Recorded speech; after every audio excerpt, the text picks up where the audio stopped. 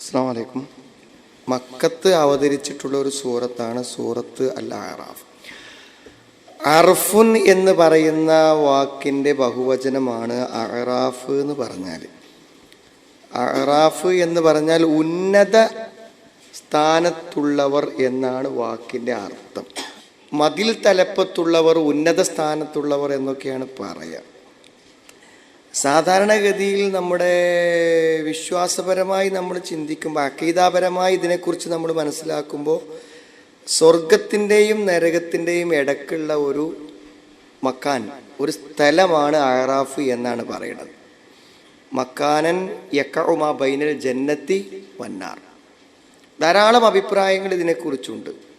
മതിൽ തലപ്പത്തുള്ളവർ എന്ന് പറഞ്ഞാൽ, ഉന്നത സ്ഥാനത്തുള്ളവർ എന്ന് പറഞ്ഞാൽ അതുകൊണ്ട് ഉദ്ദേശിക്കപ്പെടുന്ന ആരെയാണ് എന്ന്.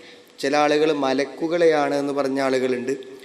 ചില ആളുകൾ മുശ്രിക്കുകളായ ആളുകളുടെ മക്കൾ, പ്രായപൂർത്തിയാവാതെ മരണപ്പെട്ടു പോയ മക്കളെ കുറിച്ചാണെന്ന് പറയുന്നുണ്ട്. എന്നാൽ ഇതിലേറ്റവും പ്രമുഖമായ ഒരു അഭിപ്രായം എന്താന്ന് ചോദിച്ചാൽ, അർജഹുൽ അക്വാൽ ഫീഹിം അന്നഹും അക്വാമുൻ അവർ ഇസ്തവത്ത് ഹസനാത്തുഹും വ സയ്യിആത്തുഹും, നന്മകളും തിന്മകളും സമമായ ആളുകൾ. തിന്മ കൂടുതലാണെങ്കിൽ നരകത്തേക്ക് പോകും, നന്മ കൂടുതലാണെങ്കിൽ സ്വർഗത്തേക്ക് പോകും. ഇത് രണ്ടും തുല്യമായ ആളുകളാണ് എന്നാണ് ഒരു ഭാഗം അഭിപ്രായം. പിന്നെ ഖുർആനിൽ പറയുന്നത് ഇതിലായത്ത് വരുന്നുണ്ട് കേട്ടോ. ഈ സൂറത്തിൽ 46, 48 ആയത്തുകൾ ഈ അഅറാഫിനെ കുറിച്ചാണ് പറയുന്നത്. വബൈനഹുമാ ഹിജാബുൻ വഅലൽ അഅറാഫി റിജാലുൻ യഅരിഫൂന കുല്ലം ബിസീമാഹും വനാദൗ അസ്ഹാബുൽ ജന്ന. ഇത് മനസ്സിലാവിടെ നമുക്ക് എന്താണെന്ന് വിചാരിച്ചാൽ, ഈ വിഭാഗം ആളുകൾ, ഒരു മതിലുണ്ട് സുവർ, അതിനെക്കുറിച്ച് ഖുർആൻ വേറെ സ്ഥലത്തും പറയുന്നുണ്ട്. ആ മതിലിൻ്റെ പ്രത്യേകത എന്താണെന്ന് ചോദിച്ചാൽ, അതിൻ്റെ ഒരു ഭാഗം റഹ്മത്താണ്, കാരുണ്യം, ആ ഭാഗത്താണ് സ്വർഗ്ഗമുള്ളത്. ഒരു ഭാഗം എന്താണ്? അദാബാണ്, അതാണ് ആ ഭാഗത്താണ് നരകമുള്ളത്. ഇതിൻ്റെ ഉന്നതിയിലുള്ള ആളുകളാണെന്നാണ്. ഇവരെന്ത് ചെയ്യുമെന്ന് വിചാരിച്ചാൽ, ഇവർക്ക് സ്വർഗക്കാരോടും നരകക്കാരോടും ഇവർക്ക് എന്ത് ചെയ്യാൻ പറ്റും? സംസാരിക്കാൻ പറ്റും. അപ്പോൾ അവർ നടത്തുന്ന സംഭാഷണങ്ങളെക്കുറിച്ച് പറയുന്നുണ്ട്. അപ്പോൾ സ്വർഗത്തിൻ്റെ അടുക്കലേക്ക് തിരിയുമ്പോൾ അവർ പറയും സലാമുൻ അലൈക്കും, നിങ്ങൾക്ക് സമാധാനം ഉണ്ടാവട്ടെ എന്ന് പറയും. നരകത്തിൻ്റെ ഭാഗത്തേക്ക് തിരിയുമ്പോൾ അവർ പറയും കാലു റബ്ബനാ ലാ തജഅൽനാ മഅൽ ഖൗമിൽ ളാലിമീൻ, അല്ലാഹുവേ, ഇത്രയും ദുരിതം അനുഭവിക്കുന്ന ഈ അക്രമികളായ ആളുകളുടെ കൂടെ ഞങ്ങളെ നീ കൂട്ടരുതേ എന്ന് എന്ത് ചെയ്യും? പറയുന്ന. ഇപ്പോൾ സ്വഹാബത്തിൽ നിന്നും ധാരാളം വാക്കുകൾ വന്നിട്ടുണ്ട്. അവരിൽ നിന്ന് വന്ന വാക്കുകളിൽ നിന്നൊക്കെ നമുക്ക് മനസ്സിലാവുന്നത് ഏതാണ്? നന്മകളും തിന്മകളും സമമായ ആളുകൾ താമസിക്കുന്ന സ്ഥലം എന്നാണ് നമുക്ക് മനസ്സിലാവുന്നത്.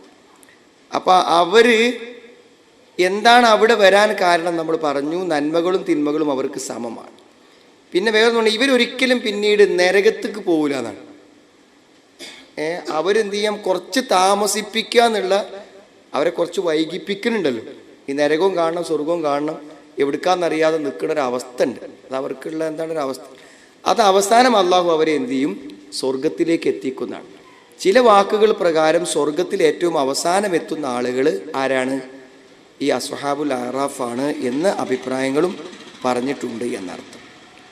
അപ്പോൾ ഇങ്ങനെയൊക്കെയാണ് അഅറാഫിനെ കുറിച്ച് പറയുന്ന അഭിപ്രായങ്ങൾ. പല നിലക്കും ചില ആളുകൾ എന്താണെന്ന് വിചാരിച്ചാൽ, ഞാൻ പറഞ്ഞ മാതിരി എന്താണ്, ഈ ഈസാ നബി അലൈഹിസ്സലാമിൻ്റെ നുബൂവത്ത് കഴിഞ്ഞ് നബി സ്വല്ലല്ലാഹു അലൈഹി വസല്ലമയുടെ നുബൂവത്ത് കിട്ടുന്നതിൻ്റെ ഇടയിൽ പ്രവാചകന്മാരില്ലാത്തൊരു ഇടവേള ഉണ്ടാവും, ഒരു ഫത്രത്ത്, നബിമാരില്ലാത്തൊരു ആ കാലഘട്ടത്തിൽ ജീവിച്ച ആളുകളാണ് എന്ന് പറഞ്ഞവരുണ്ട്. മലായിക്കത്താന്ന് പറഞ്ഞ ആളുകളുണ്ട്.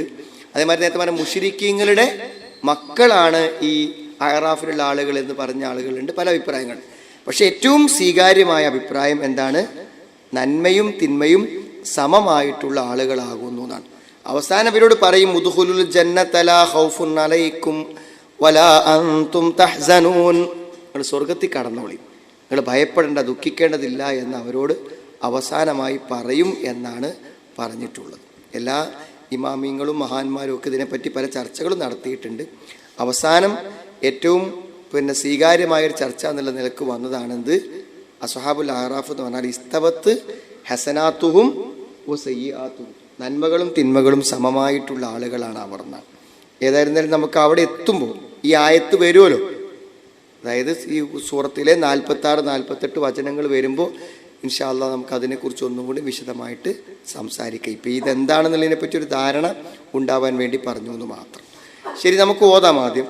അഊദു ബില്ലാഹി മിനശ് ശൈത്വാനിർ റജീം.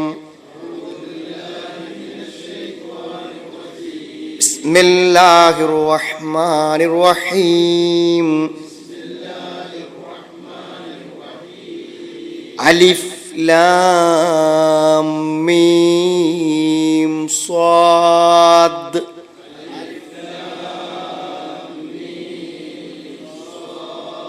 പലപ്പോഴും വന്ന വാക്കുകളാണ്. എങ്ങനെ ഓതുകയെന്ന് വെച്ചാൽ ആ അക്ഷരം അതുപോലെ ഉച്ചരിക്കുക, അതാണ് നമ്മൾ അതിന് സ്വീകരിക്കുന്ന ഒരു രൂപം.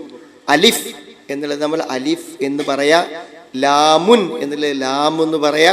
അങ്ങനെയാണ് വായിച്ചാൽ ക്ലിയർ ആവും. അലിഫ് ലാം മീം സ്വാദ്.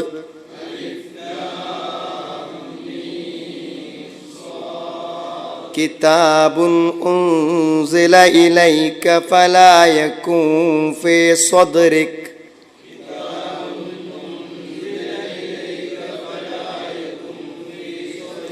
കിതാബുൻ ഉൻസില ഇലൈക ഫലാ യകുൻ ഫീ സദ്രിക ഹറജ്.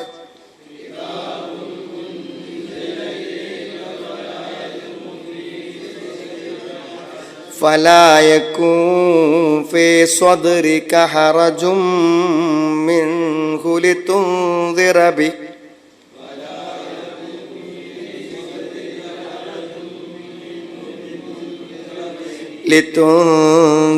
به وذكرى للمؤمنين.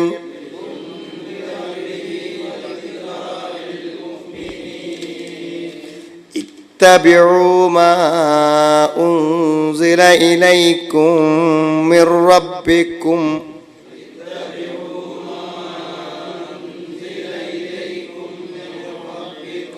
اتبعوا ما أنزل إليكم من ربكم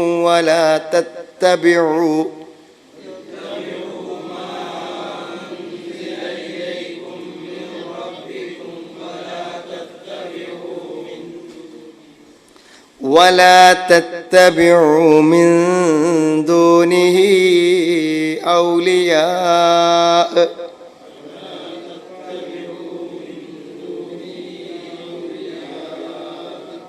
اتبعوا ما أنزل إليكم من ربكم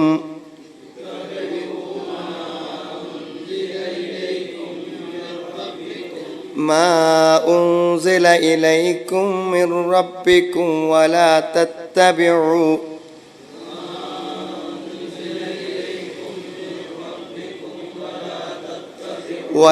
تتبعوا من دونه أولياء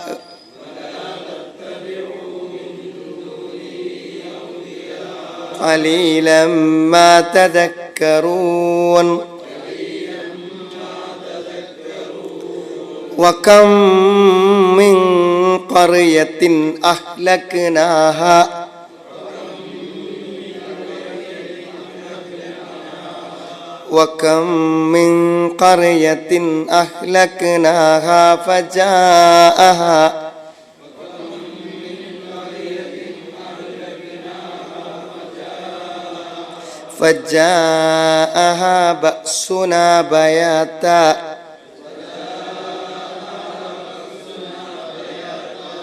فجاءها بأسنا بياتا أو هم قائلون.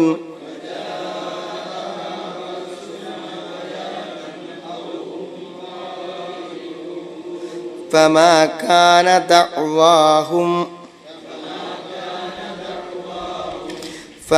كان دعواهم إذ جاءهم بأسنا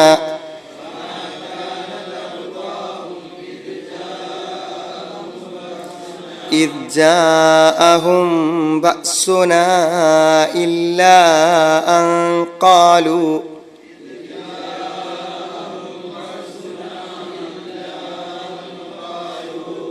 ഇല്ലാ അൻ ഖാലൂ ഇന്നാ കുന്നാ സാലിമീൻ.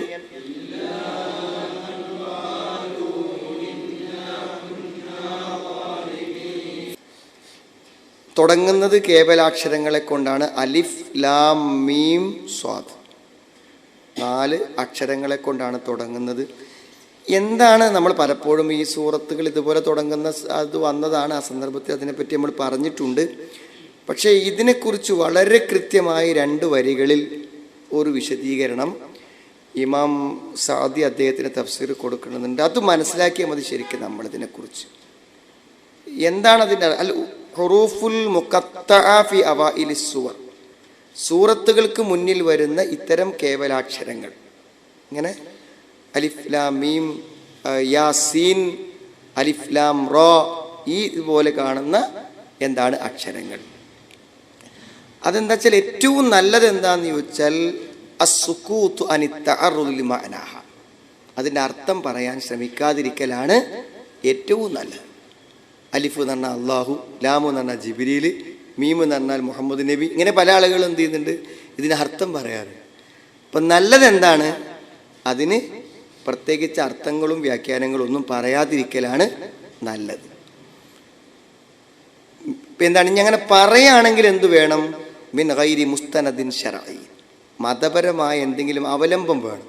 ഹദീസിലോ ആയത്തിലോ എന്തെങ്കിലും ഇതിൻ്റെ വിശദീകരണം എന്ന് നമുക്ക് പറയത്തക്ക വിധത്തിൽ എന്തെങ്കിലും വേണം. അങ്ങനെ ഒന്നും കിട്ടുന്നില്ലെങ്കിൽ നമ്മളത് വിശദീകരിക്കാതിരിക്കുകയാണ് നല്ലത്.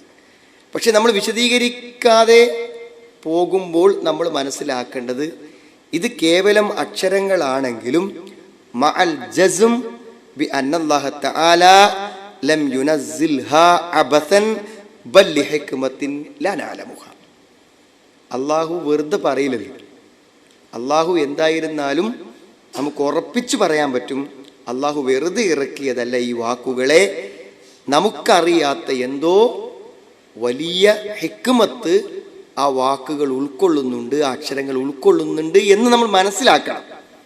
അർത്ഥം വിശദീകരിക്കാനും മനസ്സിലാക്കാനും പോകുന്നില്ലെങ്കിലും ഇതിൻ്റെ ഉള്ളിൽ എന്തൊക്കെയോ അള്ളാഹു വലിയ ഹിക്മത്തുകളെ, ജ്ഞാനങ്ങളെ, തത്വങ്ങളെ ഉൾക്കൊള്ളിച്ചിട്ടുണ്ട് എന്ന് നമ്മൾ എന്ത് ചെയ്യണം, വിശ്വസിച്ചുകൊണ്ടായിരിക്കണം നമ്മൾ അങ്ങനെ പറയേണ്ടത് എന്നാണ്.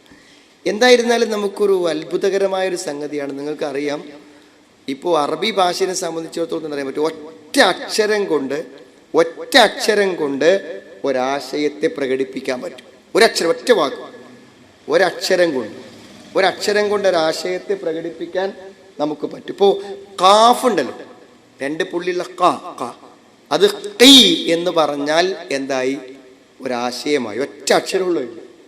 ഖീ എന്ന് പറഞ്ഞാൽ എന്താ അറിയാം, ഖീ എന്ന് പറയുന്നത് ഒരു ആശയത്തെ പ്രതിനിധീകരിക്കുന്നു. ഒറ്റ അക്ഷരമുള്ളൂ. വഖ എന്ന് പറഞ്ഞാൽ സൂക്ഷിച്ചു, കാത്തു. യഖി സൂക്ഷിക്കുക. അതിൻ്റെ കൽപ്പനാരൂപം വരുമ്പോൾ എന്ത് മാത്രമേ ഉണ്ടാവുള്ളൂ, ഖീ എന്നേ ഉണ്ടാവുള്ളൂ. നീ സൂക്ഷിക്കുക എന്നാണ്. ഖീ, നീ സൂക്ഷിക്കുക, ഖീ വഖായഖി ഖീ. ഒറ്റ അക്ഷരം കൊണ്ടാണ് എന്ത് ചെയ്യണത്, ഒരാശയം. അപ്പോൾ നിങ്ങൾ നോക്ക്, നിങ്ങൾ ഇപ്പോൾ അള്ളാഹു ഒരു വാക്കാണല്ലോ. അള്ളാഹു എന്ന് കേൾക്കുമ്പോൾ നമ്മുടെ മനസ്സിൽ വരുന്നതും നാം അള്ളാഹുവിനെ കുറിച്ച് എന്തൊക്കെ അറിയുന്നുവോ വിശ്വസിക്കുന്നുവോ, അവൻ്റെ 99 നാമങ്ങൾ, അവനെക്കുറിച്ചുള്ള നമ്മുടെ എല്ലാ അറിവുകളും. അള്ളാഹു എന്നതിൽ എത്ര അക്ഷരങ്ങളുണ്ട്. ആ അക്ഷരങ്ങളെ നമ്മൾ വേറിട്ട് എഴുതി കഴിഞ്ഞാൽ ആ അക്ഷരങ്ങൾക്ക് വല്ല മൂല്യമുണ്ടോ? അലിഫിന് വല്ല അർത്ഥമുണ്ടോ?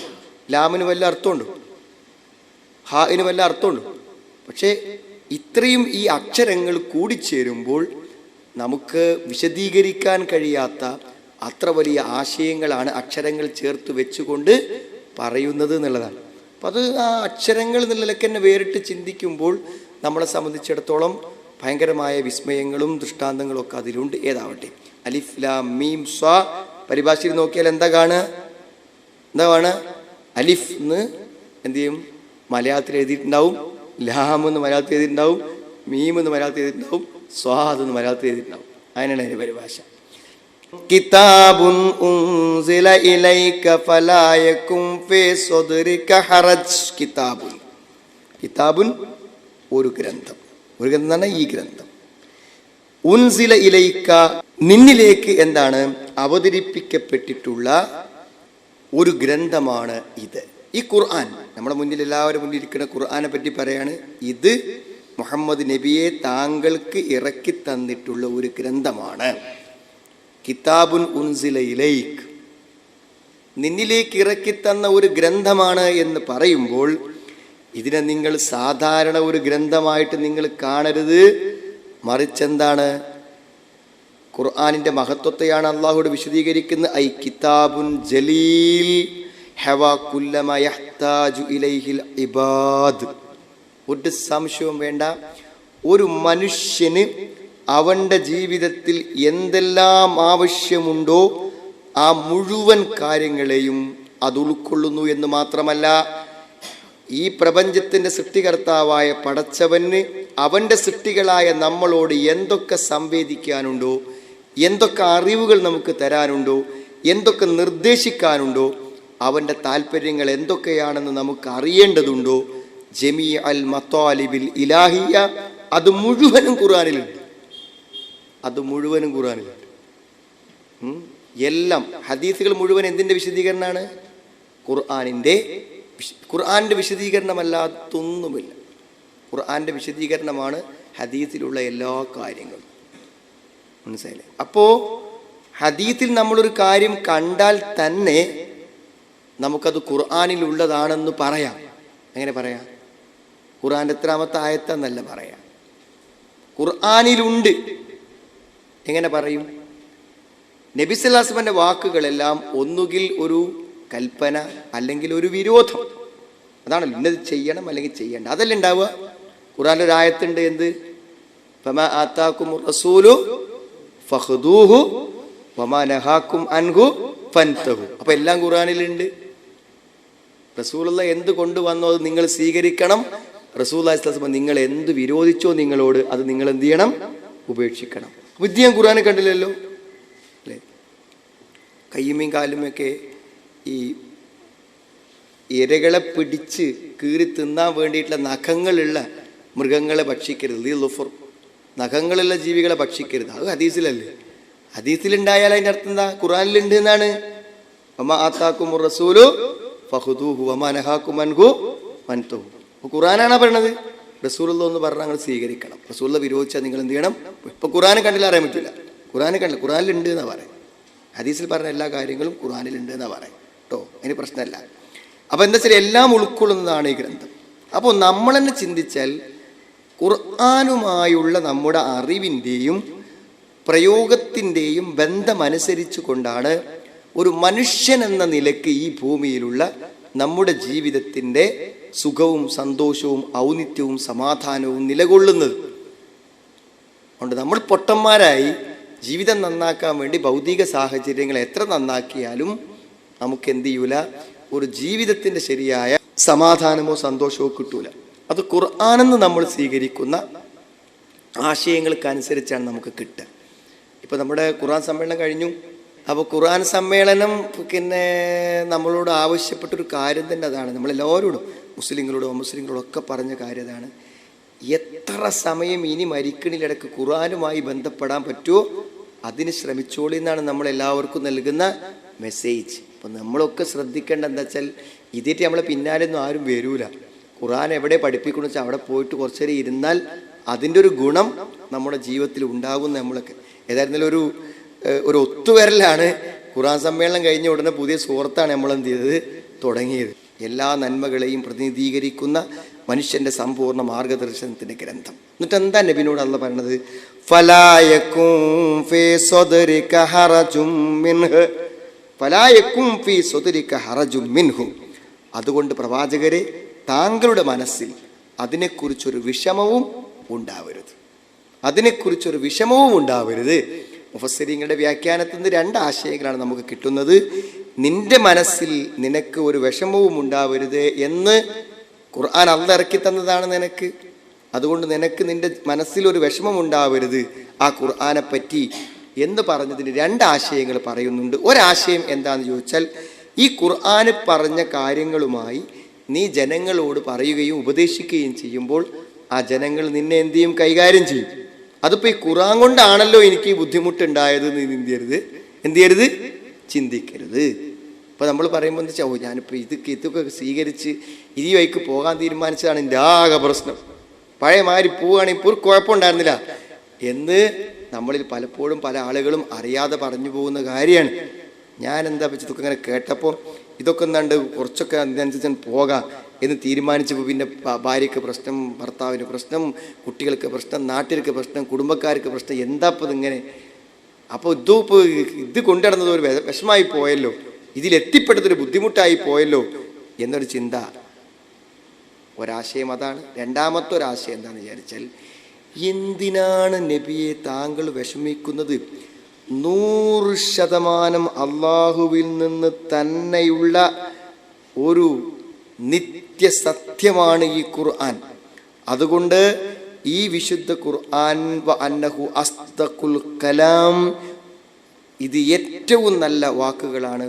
അതുകൊണ്ട് ഫൽയൻശരിഹ് ലഹു സദ്റക്, നിന്റെ മനസ്സതുകൊണ്ട് വിശാലമാകട്ടെ. വലിതതുമഇന്ന ബിഹി നഫ്സു, നിന്റെ മനസ്സ് അതുകൊണ്ട് ശാന്തമടയട്ടെ, അതുകൊണ്ട് നിന്റെ മനസ്സിന് സമാധാനം ഉണ്ടാകട്ടെ എന്നാണ്. അതുകൊണ്ട് അതിൻ്റെ കൽപ്പനകളും അതിൻ്റെ വിരോധങ്ങളും നീ ശരിക്ക് സ്വീകരിച്ചോ. വല തഖ്ശലാഇമൻ വമുആരിദൻ, അത് വേറെല്ലോരും എന്ത് പറയണമെന്ന് നീ നോക്കണ്ട. ഇത് അള്ളാഹ് തന്നൊരു കാര്യമല്ലേ, ഇത് നമുക്ക് സ്വീകരിക്കാതെ പറ്റും. അത് സ്വീകരിച്ചണ്ട് പോകാൻ വേറെല്ലോരും എന്താ വെച്ചാൽ പറഞ്ഞോട്ടെ, നമുക്ക് എന്താ പ്രശ്നം? നമ്മളോട് അള്ളാഹു പറഞ്ഞ കാര്യം അള്ളാഹ് പറഞ്ഞത് തന്നെയാണോ എന്നുള്ള ശങ്ക ഉള്ളവർക്ക് എന്താ വെച്ചാൽ ഇതേറ്റ് മുന്നോട്ട് പോകുമ്പോൾ ഇതിന് തടസ്സങ്ങൾ വഴിയിൽ വന്നാൽ എന്തുണ്ടാവും? പടച്ചോനെ ഇതിപ്പോ കാര്യം ഉണ്ടാവും, അതുകൊണ്ട് ഒരു സംശയം ഉണ്ടാവും. നേരെ മറിച്ച് ഖുർആൻ പറഞ്ഞ കാര്യത്തെക്കുറിച്ച് അങ്ങനെ ഒരു സംശയത്തിന് അവകാശമില്ല. ഖുർആൻ പറഞ്ഞിട്ടുണ്ടെങ്കിൽ അതെന്താണ്? സത്യമാണ്, അള്ളാഹുവിൻ്റെ വാക്കുകളാണ്, സംശയരഹിതമായ ആശയങ്ങളാണ്. അതുകൊണ്ട് അത് സ്വീകരിച്ച് നീ എന്തുകൊണ്ട് മുന്നോട്ട് പോയിക്കോ എന്നുള്ളതാണ് രണ്ടാമത്തെ ആശയം. പിന്നെ ഈ ഖുർആൻ എന്താണ് ചെയ്യുന്നത്? ഈ ഖുർആൻ എന്താണ് ചെയ്യണത്? നമ്മളിൽ നിന്നും ധാരാളം പ്രവർത്തനങ്ങൾ ഖുർആനിൻ്റെ പ്രചോദിതമായി ഉണ്ടാവുന്നുണ്ട്. ഖുർആൻ നമ്മുടെ മനസ്സിലുണ്ടാക്കിയ വിശ്വാസത്തിൻ്റെയും ഈമാനിൻ്റെയും അടിസ്ഥാനത്തിൽ നമസ്കാരം, നോമ്പ്, സ്വതക്കകൾ, സൽസ്വഭാവം, ഒട്ടനവധി കാര്യങ്ങൾ നമ്മളിൽ ഉണ്ടാവുന്നുണ്ട്. പക്ഷെ സുഹൃത്തുക്കളെ, ഇതിനൊക്കെ എന്ത് ചെയ്യുന്ന നിങ്ങൾ സമയദൈർഘ്യം വരുമ്പോൾ ഇതിനൊക്കെ എന്ത് ചെയ്യും? ഉന്മേഷക്കുറവ് വരും, അതിൻ്റെ ക്ലാരിറ്റി കുറയും, അതിൻ്റെ ശക്തി ക്ഷയിക്കും. അങ്ങനെ ക്ഷയിക്കുമ്പോൾ വീണ്ടും ഒന്ന് വെള്ളം നനച്ചു കൊടുക്കുവാൻ ഏതുകൊണ്ട് പറ്റും? ഖുർആൻ കൊണ്ട് പറ്റും. രണ്ടാമത്തെ മറ്റൊരു ലക്ഷ്യം എന്താ പറയുക, വളരെ നമ്മൾക്ക് പറയാനും ഭാവനയിൽ കാണാനും പറ്റാത്ത ദുരന്തമാണ് നാളെ അവിശ്വാസികൾക്ക് മരണസമയത്തും കബറിലും പരലോകത്തും വരാൻ പോകണം. അപ്പം എന്താ വെച്ചാൽ, ഒരു മാരകമായ അസുഖത്തിലേക്ക് എത്തിപ്പെടുന്ന ഒരുത്തൻ്റെ വിലാപങ്ങളും തേങ്ങലുകളും പരാതികളും നിങ്ങൾ ചിന്തിച്ചു നോക്കി, എന്തൊക്കെയാ പറയാ. കഠിനമായ വേദനയും അസുഖം വന്ന ആളുകൾ, എന്നാൽ അവസാനിക്കാത്ത നരകത്തിൻ്റെയും കബറിലെയും ശിക്ഷയിലേക്ക് എത്തുമ്പോൾ മനുഷ്യൻ എന്തൊക്കെ ചിന്തിക്കും, എന്തൊക്കെ പറയാണ്ടാവും. അങ്ങനെ ചിന്തിക്കുന്ന സമയത്ത് ഇതൊക്കെ തെറ്റാത്ത രേഖയായി, മുന്നറിയിപ്പായി നിനക്ക് തന്നിട്ടുണ്ട് എന്ന് അള്ളാഹുവിന് ഉറപ്പിച്ചു പറയാനുള്ള മുന്നറിയിപ്പിൻ്റെ വാചകങ്ങളാണ് ഏത് ഖുർആൻ. ഖുർആൻ ഉണ്ടായിരുന്നില്ല അവിടെ? വായിച്ചുകൂടായിരുന്നോ? പഠിച്ചുകൂടായിരുന്നോ? നോക്കിക്കൂടായിരുന്നോ? അതൊരു വലിയ സംഗതിയാണെന്നൊക്കെ കേട്ടിരുന്നില്ലേ? എന്തതിൻ്റെ അർത്ഥം പഠിച്ചോ? അതിൻ്റെ ഉത്ബോധനങ്ങൾ കേട്ടോ? അതറിയുന്ന ആളുകളിൽ നിന്ന് വല്ലതും പഠിക്കാൻ ശ്രമിച്ചോ? ചോദിക്കും. മനസ്സിലായില്ലേ? ഇപ്പോൾ 2 ലക്ഷ്യമാണ് ഖുർആനുള്ളത്. 1 മുന്നറിയിപ്പ്, 2 ഓർമ്മപ്പെടുത്തൽ. മറന്നിങ്ങനെ പോകുമ്പോൾ ഓർമ്മ. സുബൈ ജമാഅത്തൊക്കെ ഇങ്ങനെ നിന്ന് പോകുമ്പോൾ ഒരു ക്ലാസ്സും ഒരു ആയത്തും കേൾക്കുമ്പോൾ എന്ത് ചെയ്യും? വീണ്ടും ഉഷാറാണ്. ലിതുൻദിറ ബിഹി വദിക്റാ ലിൽ മുഅ്മിനീൻ, ലിതുൻദിറ ബിഹി, അതുമൂലം നീ താക്കീത് ചെയ്യുവാൻ വേണ്ടി, വദിക്റാ ലിൽ മുഅ്മിനീൻ, സത്യവിശ്വാസികൾക്ക് ഉപദേശമായിട്ടും. ദിക്റ ഉത്ബോധനം, ഉപദേശം. സത്യവിശ്വാസികൾക്ക് ഉത്ബോധനമായിട്ടും ഉപദേശമായിട്ടും. ലിതുൻദിറ ബിഹിൽ ഖൽഖ, ഫതഇലുഹും, എല്ലാ സൃഷ്ടികൾക്കുമുള്ള ഉപദേശമാണ്, താക്കീതാണ്. എല്ലാവർക്കും, നമുക്ക് 4 മുസ്ലിങ്ങൾക്ക് മാത്രമല്ലത്. ഏതൊരുത്തം മരിക്കുമ്പോഴും അന്നൊരു ദിവസം എൻ്റെ വീട്ടിൽ വന്നിട്ട് ആരോ പറഞ്ഞിരുന്നല്ലോ, മരിച്ചാൽ അവസാനിക്കൂല. ലിതുൻദിറ ബിഹി വദിക്റാലിൽ മുഅ്മിനീൻ, സത്യവിശ്വാസികൾക്കുള്ള എന്താണ്? ഒരു ഉത്ബോധനം. അതുകൊണ്ട് നബിയെ, ഈ ഖുർആൻ അത് നിന്റെ മനസ്സിൽ ഒരിക്കലും നിനക്ക് പ്രയാസമുണ്ടാക്കരുതേ. നബി സ്വല്ലല്ലാഹു അലൈഹി വസല്ലമയോട് മാത്രമല്ല, നമ്മളോടൊക്കെയാണ്. ഇത്തബിഉ മാ ഉൻസില ഇലൈക്കും മിർ റബ്ബിക്കും വലാ തത്തബിഉ മിൻ ദൂനിഹി ഔലിയാ. ഇത്തബിഉ, പിൻപറ്റിക്കോ, പിൻപറ്റിക്കോ, നിങ്ങൾ പിൻപറ്റുക എന്നാണ് നമ്മളോട് എല്ലാവരോടുമായിട്ട് പറയാണ്. ഇത്തബിഉ, നിങ്ങൾ എന്ത് ചെയ്യുക? പിൻപറ്റുക. അൽ കിതാബല്ലദീ ഉരീദു ഇൻസാലഹു ലിഅജലിക്കും, നിങ്ങളുടെ കാരണത്താൽ നിങ്ങൾക്കിറക്കി തന്ന ഈ ഗ്രന്ഥത്തെ നിങ്ങൾ പിൻപറ്റുക. ഇത്തബിഉ മാ ഉൻസില ഇലൈക്കും മിർ റബ്ബിക്കും, 2 ആശയങ്ങളുണ്ട്. നിങ്ങളെ റബ്ബിറക്കിയതാണ്, നിങ്ങൾക്ക് വേണ്ടി ഇറക്കിയതാണ്. നിങ്ങളുടെ റബ്ബ് ഇറക്കിയതാണ്, നിങ്ങൾക്ക് വേണ്ടി ഇറക്കിയതാണ്. ഇത്തബിഉ മാ ഉൻസില ഇലൈക്കും മിർ റബ്ബിക്കും, നിങ്ങൾ മിർ റബ്ബിക്കും അല്ലദീ യുരീദു അയുതിമ്മ തർബിയതഹു ലക്കും, നിങ്ങൾക്കൊരു നല്ല പരിരക്ഷണവും നല്ല ഒരു തർബിയത്തും നല്ല ചില ഉപദേശങ്ങളും നന്മയും നിങ്ങളിൽ വരുത്തണം എന്നതാണ് അള്ളാഹു ഈ ഗ്രന്ഥം കൊണ്ട് ഉദ്ദേശിക്കുന്നത്. അതുകൊണ്ട് അവൻ എന്ത് ചെയ്തു? ഫഅൻസല അലൈക്കും, അവൻ നിങ്ങളുടെ മേലിറക്കി. ഹാദൽ കിതാബല്ലദീ, ഈ ഗ്രന്ഥം, അതിനെ നിങ്ങൾ പിൻപറ്റുകയാണെങ്കിൽ കമുലത്ത് തർബിയത്തുഹും, നിങ്ങളുടെ ആ സംസ്കരണം പൂർത്തിയാകും. വതമ്മത്ത് അലൈക്കുമുൻ നിഅ്മ, നിങ്ങളുടെ മേൽ അനുഗ്രഹങ്ങൾ പൂർത്തിയാകും. മാത്രമല്ല നിങ്ങളെ അതെന്ത് ചെയ്യും? ഏറ്റവും നല്ല പ്രവർത്തനങ്ങളിലേക്ക് അത് നിങ്ങളെ നയിക്കുകയും ഏറ്റവും നല്ല സ്വഭാവങ്ങൾ നിങ്ങളിൽ ഉണ്ടാക്കുകയും ചെയ്യുന്നർത്ഥം. ഇത്തബിഉ മാ ഉൻസില ഇലൈക്കും മിർ റബ്ബിക്കും വലാ തത്തബിഉ മിൻ ദൂനിഹി ഔലിയാ. വലാ തത്തബിഉ, നിങ്ങൾ പിൻപറ്റരുത് കേട്ടോ. മിൻ ദൂനിഹി ഔലിയാ, അല്ലാഹുവിന് പുറമെ നിങ്ങൾ വേറെ കാര്യകർത്താക്കളെ നിങ്ങൾ പിൻപറ്റുകയും ചെയ്യരുത്. നിങ്ങൾ അള്ളാഹിനെയാണ് പിൻപറ്റേണ്ടത്. വേറുള്ള അള്ളാഹുവിനെ പിൻപറ്റേണ്ട ഒരു കാര്യം, അത് ഉപേക്ഷിക്കുവാൻ നിങ്ങളെ പ്രേരിപ്പിക്കുന്ന മറ്റു പ്രചോദനങ്ങൾ എന്തെല്ലാം ഉണ്ടോ ആ പ്രചോദനങ്ങളൊന്നും നിങ്ങൾ സ്വീകരിക്കാൻ പാടില്ല. എന്തൊക്കെ പ്രചോദനങ്ങളാ? അള്ളാഹിൻ്റെ ഒരു കൽപ്പന കൊണ്ടുനടക്കാൻ നമുക്ക് തടസ്സം. ഒന്നാമത് നമ്മുടെ മനസ്സിൻ്റെ ദേഹേച്ഛകൾ തന്നെയാണ്. വതത്തബിഊന അഹ്വാഅഹും, എന്തിനെ പിൻപറ്റും? നമ്മുടെ മനസ്സ് ഈ സുഖവും ഈ സന്തോഷവും ഈ ഒരു സൗകര്യക്കാൻ പോകും. എന്തിനാ വെറുതെ നിൽക്കണമെന്നാണ്. ദീനിൻ്റെ കാര്യങ്ങളൊക്കെ ശരിക്കും മനസ്സിലാക്കിയിട്ട് ചെറിയ ചെറിയ നഷ്ടങ്ങളെക്കുറിച്ച് ആലോചിച്ചിട്ട് എന്ത് ചെയ്യുക? അത് നമ്മൾ സ്വീകരിക്കാതിരിക്കുക. അപ്പോൾ വലാ തത്തബിഉ, നിങ്ങൾ പിന്നെ മിൻ ദൂനിഹി ഔലിയ, അവന് പുറമെ കൈകാര്യകർത്താക്കൾ നിങ്ങൾ സ്വീകരിക്കരുതെന്ന് പറഞ്ഞാൽ അള്ളാഹുവിൻ്റെ കൽപ്പനകൾക്ക് വിരുദ്ധമായ പ്രചോദനങ്ങളും പ്രേരണകളും മാർഗനിർദ്ദേശവും നൽകുന്നവരാരെല്ലാം ഉണ്ടോ അവരെയൊന്നും നിങ്ങൾ എന്താവരുത്? സ്വീകരിച്ചു പോകരുത്. അള്ളാഹു റസൂൽ ഒരു കാര്യം പറഞ്ഞാൽ പിന്നെ അതിലെന്തില്ല? വേറൊരു തിരക്കുള്ള പരിശോധനയും പിന്നെ അവിടെ എന്തില്ല? ആവശ്യമില്ല. എന്താണ്? ഇത്രയും നല്ല ഇഹലോക വിജയത്തിൻ്റെ സുന്ദരമായ ഒരു ആദർശത്തെ, ആശയത്തെ, ഉപദേശ നിർദ്ദേശങ്ങളെ നിങ്ങൾക്ക് തന്നിട്ട് നിങ്ങൾക്ക് ആത്യന്തികമായ നാശവും അസമാധാനവും അതേപോലെ തന്നെ അനുഗ്രഹങ്ങളുടെ നിരാകരണങ്ങളും എല്ലാ നഷ്ടങ്ങളും നിങ്ങൾക്ക് വരുത്തുന്നതിനെയാണല്ലോ നിങ്ങൾ പിൻപറ്റുന്നത്. ഖലീലമ്മാ തദക്കറൂൻ, വളരെ കുറച്ചു മാത്രമേ നിങ്ങൾ ഓർമ്മ വയ്ക്കുന്നുള്ളൂ. നിങ്ങൾ ശരിക്ക് ചിന്തിച്ചിട്ടില്ല, ശരിക്കൊരാലോചന നിങ്ങൾ എന്ത് ചെയ്തിട്ടില്ല? നടത്തിക്കണമെങ്കിൽ ഒരു സംഗതിയിൽ പോലും അള്ളാൻ്റെ ഒരു നിർദ്ദേശം ഉണ്ടെങ്കിൽ ആ സ്ഥാനത്ത് വേറൊരു നിർദ്ദേശത്തെ നമ്മൾ എന്ത് ചെയ്യുകയില്ല? പാലിക്കുകയില്ല, അംഗീകരിക്കുകയില്ല, എടുക്കുകയില്ല.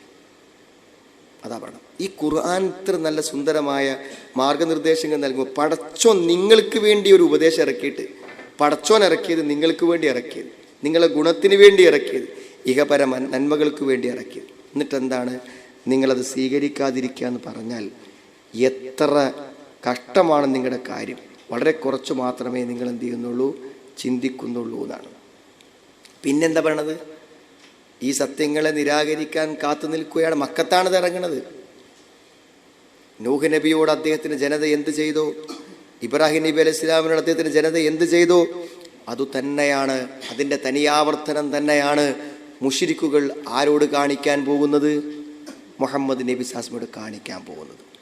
അതുകൊണ്ട് അള്ളാഹു അവരെ ഓർമ്മപ്പെടുത്തുകയാണ്. വകം മിൻ ഖർയത്തിൻ അഹ്ലക്നാഹാ ഫജാഅഹാ ബഅസുനാ ബയാത ഔ ഹും ഖായിലൂൻ. വകം മിൻ ഖർയത്തിൻ, എത്രയെത്ര രാജ്യങ്ങളെയാണ്, രാജ്യങ്ങളല്ല രാജ്യക്കാരെ. രാജ്യങ്ങളെന്ന് പറയുമ്പോൾ ഉദ്ദേശിക്കുന്നത് എന്താണ്? ആ രാജ്യത്തിലുള്ള മംഫീഹ, അവിടെയുള്ള ആൾക്കാർ. വകം മിൻ ഖർയത്തിൻ അഹ്ലക്നാഹ, എത്രയെത്ര ഗ്രാമങ്ങളെയാണ് നമ്മൾ നശിപ്പിച്ചത്. എന്ത്? അദാബുന ഷദീദ്, നമ്മുടെ ശക്തമായ ശിക്ഷകളെ കൊണ്ടോ. ആ ശിക്ഷകളൊക്കെ സംഭവിച്ചതും ആ ശിക്ഷകൾക്കൊക്കെ ശേഷം ഉണ്ടായതുമൊക്കെ നമ്മൾ വായിച്ചാൽ, ഖുർആനെന്ന് കണ്ടാൽ നമ്മൾ എന്തു ചെയ്യും? ആ അള്ളാഹുവിൻ്റെ ശിക്ഷയുടെ ഭീകരത ശരിക്കും നമുക്ക് മനസ്സിലാവും. നൂഹ് നബിൻ്റെ കാലത്തുള്ള ആ ജീവന് വേണ്ടിയുള്ള കഷ്ടപ്പെടൽ. വെള്ളത്തിൽ മുങ്ങാൻ പോകുമ്പോൾ ആകണം അപ്പുറത്തെ മലമ്മ കയറിയ കഴിച്ചില്ലാവെന്ന് വിചാരിച്ച് നിൽക്കണേ. അപ്പുറത്തെ മലമ്മ കയറിയ മകൻ അതല്ലേ പറഞ്ഞ് ഇർക്ക മകനാറിനപ്പോൾ, എന്തിനാ പാപ്പ അത് അവിടെ ആ മലൻ്റെ മുകളിൽ കയറിയാൽ കഴിച്ചില്ലാവോ, നീപ്പം നിങ്ങളപ്പം കയറുന്നത് എന്നാണ്. മോനെ നീ വിചാരിച്ച പോലെ അല്ലട്ടോ സംഗതി എന്നാണ്. പോകാനൊന്നും പറ്റിയില്ല. അപ്പക്കിന് തിരമാല വന്നു, കഴിഞ്ഞു. ആദ്യ സമൂഹ ഗോത്രങ്ങളത് കേൾക്കാണ്. അന്നകും അജാസു നഖ്ലിൻ ഖാവി. എന്താ? ഈത്തപ്പന മരങ്ങൾ കടപുഴകി വീണിട്ട് കാറ്റത്ത് അടിച്ചിട്ട് വലിച്ച് ചീന്തി കീറി കിടക്കുന്ന പോലെയാണ് വലിയ വലിയ ആചാനുബാഹുക്കളായ മനുഷ്യന്മാരെന്താണ് കാറ്റത്ത് പിച്ച് ചീന്തി വലിച്ച് കീറി കയ്യും കാലും ഒക്കെ അങ്ങോട്ടായിട്ട് എന്താണ് രക്തമൊക്കെ അങ്ങനെ ചൂല് പോലെ കീറിക്കിടക്കുന്ന അങ്ങനത്തെ മനുഷ്യന്മാരാണ് അവിടെ കിടക്കുന്നത്. എന്തായിരിക്കും അതിൻ്റെയൊക്കെ ഒരു അവസ്ഥ? നിങ്ങൾ ഈത്തപ്പനയുടെ മുരട് പോലെ പുഴങ്ങ് വീണതുപോലെ ഇങ്ങനെ കിടക്കുക. അപ്പം അള്ളാഹു കഠിനമായ ശിക്ഷയാണ് കൊടുത്ത്.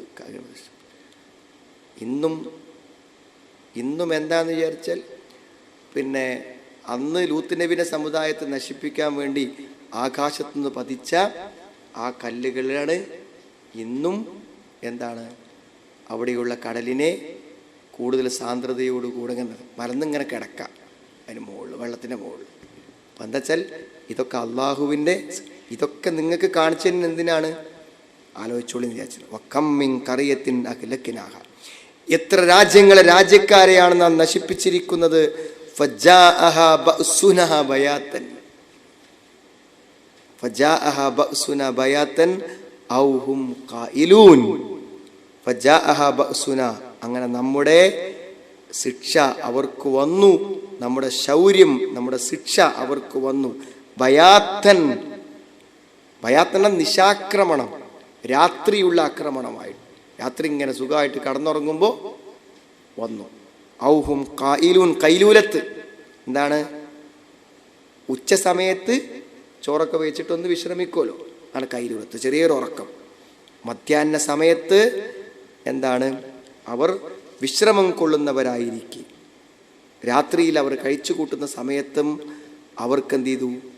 ശിക്ഷ വന്നു. ആ രാജ്യക്കാർക്ക് ശിക്ഷ വന്നു. എന്തായിരിക്കും ആ ശിക്ഷയുടെ ഭയാനകത, ഭീകരത എന്ന് മനസ്സിലൊന്നും നമുക്ക് ആലോചിച്ചാൽ അറിയാൻ പറ്റും. അല്ലാഹു ഔ ഫീ ഹീന ഗഫ്ലത്തിഹിം എന്നർത്ഥം. ഓർക്കാതിരിക്കുന്ന സമയമല്ലേ ഇതൊക്കെ. രാത്രി കിടന്നുറങ്ങുമ്പോൾ ആരെങ്കിലും വിചാരിക്കും ഒരു ശിക്ഷ? ഉച്ചക്ക് ഭക്ഷണം കഴിച്ച് വിശ്രമിക്കുമ്പോൾ ആരെങ്കിലും ഒരു ശിക്ഷയെ പ്രതീക്ഷിക്കുമോ? ഇല്ല അല്ലേ? അലാ ഉറത്തിഹിം, അവർ ആ സമയത്ത് അവർ വഞ്ചനയിൽപ്പെട്ട് അശ്രദ്ധരായിരിക്കുന്ന സമയത്താണ്. ലം യഖ്തുർ അൽ ഹലാക അലാ ഖുലൂബിഹിം, ഹൃദയങ്ങളിൽ ഒരിക്കലും ഒരു ശിക്ഷയെ അവരെന്ത് ചെയ്യുന്നില്ല, വിചാരിക്കുന്നേയില്ല. ഫഹീന ജാഅഹുമുൽ അദാബ് ലം യദ്ഫഉഹു അൻ അൻഫുസിഹിം, ശിക്ഷ വന്നപ്പോൾ അവർക്ക് അവരെ പ്രതിരോധിക്കുവാൻ അവർക്ക് പറ്റിയില്ല. അവരുടെ ദൈവങ്ങളോ അവരുടെ ഔലിയാക്കന്മാരോ അവരെ മഹാത്മാക്കളോ പുണ്യാത്മാക്കളോ ആരാധ്യ പുരുഷന്മാരോ നേർച്ചക്കാരോ ഒന്നും അവരെ സഹായിക്കാൻ അവിടെ വന്നതുമില്ല. അവർക്ക് തിന്മക്ക് പ്രചോദനം നൽകിയ അവിടെ കൂട്ടുകാരോ സഹകാരികളോ ആളുകളോ നേതാക്കന്മാരോ ഒന്നുമില്ല. പിന്നെ എന്തേ അവിടെ ഉണ്ടായി? ഫമാ കാന ദഅവാഹും ഇജ്ജാഅഹും ബഅസുനാ ഇല്ലാ അൻ ഖാലൂ ഇന്നാ കുന്നാ ളാലിമീൻ. ഫമാ കാന ദഅവാഹും, അവിടെ മുറവിളി എന്തുമാത്രമായിരുന്നു? വിളിച്ചു നിലവിളിക്കാണ്. ശിക്ഷ വന്നപ്പോൾ നട്ടപ്പാതിരക്ക് ഉറങ്ങിക്കിടക്കുമ്പോൾ ശിക്ഷ, ഉച്ചയ്ക്ക് വിശ്രമവേളകളിൽ ശിക്ഷ, വരുമ്പോൾ ഒതുക്കാതെ വന്ന ശിക്ഷകളെ കണ്ടിട്ട് ഫമാക്കാന ദഅവാഹും, അവിടെ മുറവിളി ആയിരുന്നില്ല. ഇത് ജാഅഹും ബഅസുന, നമ്മുടെ ശൗര്യം നമ്മുടെ ശിക്ഷ അവർക്ക് വന്നപ്പോൾ ഇല്ലാ അൻ ഖാലൂ, പറയുക മാത്രമായിരുന്നു അവർക്ക്. പറയുക മാത്രം ചെയ്യാനേ അവർക്ക് പറ്റുള്ളൂ. എന്താ പറഞ്ഞത്? ഇന്നാ കുന്നാ ളാലിമീൻ, അല്ലാഹുവേ ഞങ്ങൾ അക്രമികളിൽപ്പെട്ടവരായിരിക്കുന്നു, ഞങ്ങൾ അക്രമം തന്നെയാണ് ചെയ്തത്, ഞങ്ങളത്ത് വലിയ തെറ്റുപറ്റിപ്പോയി, നമ്മളത്ത് വലിയ അപാകത പറ്റിപ്പോയി, സംഭവിച്ചു പോയി. അവർ വിളിച്ചു നിലവിളിച്ച് പറഞ്ഞു നോക്കി. സമയം കഴിഞ്ഞില്ലേ, വന്ന ശിക്ഷ തിരിച്ചു പോവോ? ആകെ തിരിച്ചു പോയതില്ല കൗമ യൂനുസ് നബിയുടെ ജനതക്ക് മാത്രം. അവർ കാർമേഘമൊക്കെ കണ്ടപ്പോൾ എന്തോ ഒരു അസാധാരണത്വം കണ്ടപ്പോൾ വേഗം എല്ലാവരെയും അവിടെ കൂട്ടി ഒരുമിച്ച് കൂട്ടി അള്ളാഹിനോട് ദുആയിരുന്നു. ശിക്ഷ നീങ്ങിപ്പോയി. വേറെ വിളിച്ചു വെച്ച് കാര്യമുണ്ടോ? ഒരു കാര്യവും ഇല്ല എന്നർത്ഥം. അവർക്ക് ആ ശിക്ഷ എന്ത് ചെയ്തു? വന്നിറങ്ങി. ഫമാ കാന ദഅവാഹും ഇജ്ജാഅഹും ബഅസുനാ ഇല്ലാ അൻ ഖാലൂ ഇന്നാ കുന്നാ ളാലിമീൻ. അതുകൊണ്ട് പിൻപറ്റിക്കോളി. ഇല്ലെങ്കിൽ ഖുർആനെ നിരാകരിച്ചാൽ മുമ്പുള്ള പ്രവാചകന്മാരോട് അവിടെ അനുയായികൾ എന്ത് ചെയ്തോ അവർക്കെന്ത് വന്നോ അതുതന്നെ നിങ്ങൾക്കും വരാനുള്ളൂ എന്നാണ് പറഞ്ഞതിൻ്റെ ചുരുക്കം കേട്ടോ. ശരി, നമുക്കൊന്നുകൂടി ഓതി നോക്കാം. അഊദു ബില്ലാഹി മിനശ് ശൈത്വാനിർ റജീം. ബിസ്മില്ലാഹിർ റഹ്മാനിർ റഹീം. അലിഫ് ലാം മീം സ്വാദ്. കിതാബുൻ ഉൻസില ഇലൈക ഫലാ യകുൻ ഫീ സദ്രിക ഹറജും മിൻഹു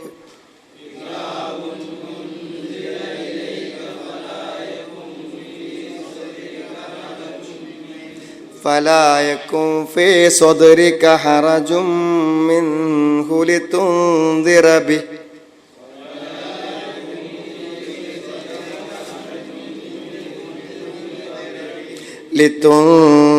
به وذكرى للمؤمنين.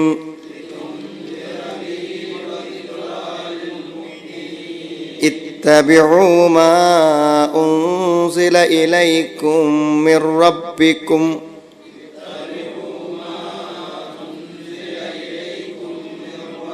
ولا تتبعوا من دونه أولياء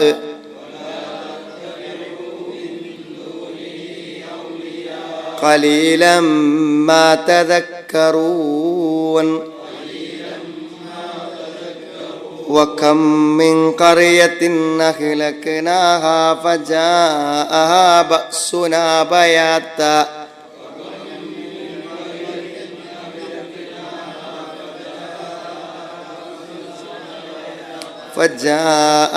بأسنا بياتا أو هم قائلون.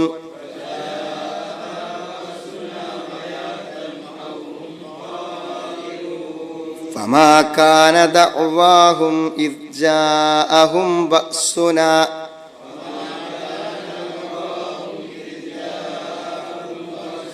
إلا